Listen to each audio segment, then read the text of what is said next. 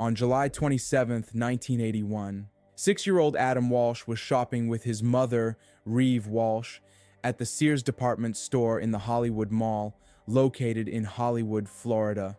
While his mother browsed, Adam was allowed to play at a nearby video game kiosk. At some point, a group of older boys reportedly got into an argument over who could play next, causing a store security guard to ask them to leave. Adam, possibly confused or afraid, was seen walking out of the store with them. Moments later, he was gone. Reeve searched frantically, but Adam was nowhere to be found.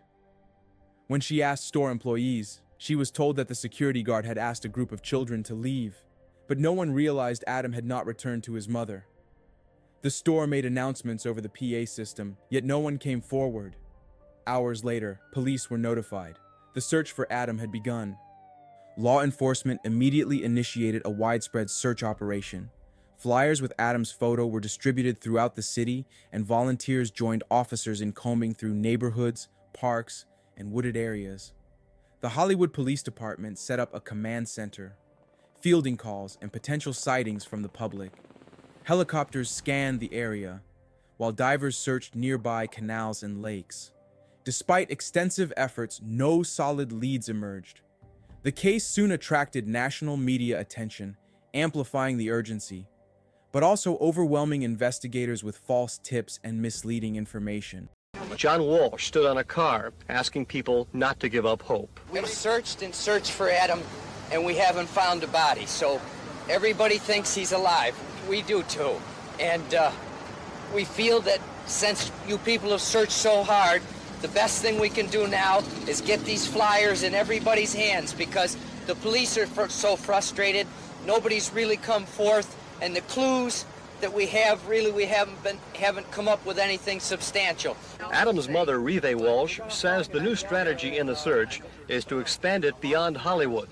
The most important thing now is to get that the people can do is to get the flyers out of the area. Now they have to use their own detective, their own senses to think of their own ideas. I don't want them to wait for someone to tell them what to do. The reward for information leading to the whereabouts of Adam Walsh is now $50,000. Spiro. Days turned into weeks, and the Walsh family held on to hope.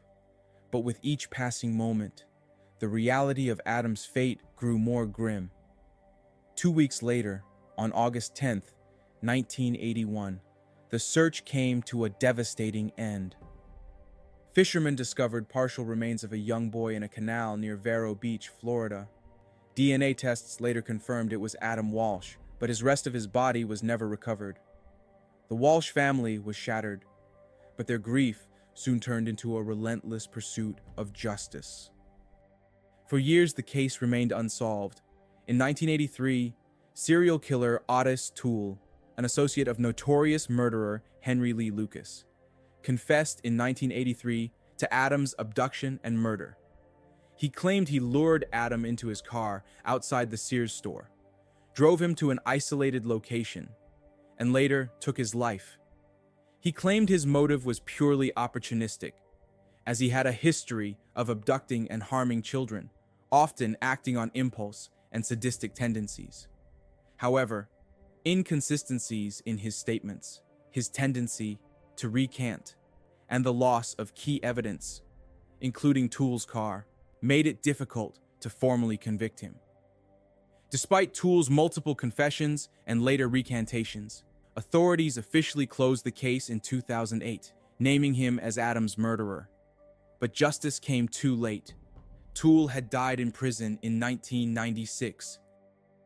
Fueled by heartbreak and anger, Adam's father, John Walsh, turned his personal tragedy into a national movement. He became an advocate for missing and exploited children, pushing for reforms in law enforcement and the justice system. His efforts led to the passage of the Missing Children's Act of 1982, which was the first federal law to address missing children cases by requiring the FBI to maintain and document missing children reports in the National Crime Information Center (NCIC) database. This act marked a significant step in formalizing law enforcement's response to child abductions and disappearances.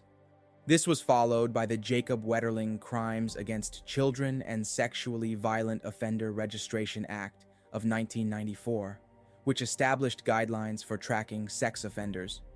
In 1996, Megan's Law amended the Jacob Wetterling Act by requiring community notification of registered sex offenders. The Protect Act of 2003, which included the National Amber Alert System, was signed into law to enhance rapid response efforts in child abduction cases. Finally, in 2006, the Adam Walsh Child Protection and Safety Act further strengthened sex offender registration by establishing the Sex Offender Registration and Notification Act, SORNA. In 1988, John Walsh launched America's Most Wanted, a show dedicated to tracking down fugitives and recovering missing children. The show went on to capture over 1,200 criminals, proving the power of media in law enforcement. Adam's tragic story forever changed how missing children cases were handled, thanks to John Walsh's advocacy. There are now Amber Alerts, the National Center for Missing and Exploited Children, and improved police protocols. Though Adam's life was cut short, his legacy continues to protect children across the nation. From an unspeakable tragedy came hope, change, and justice.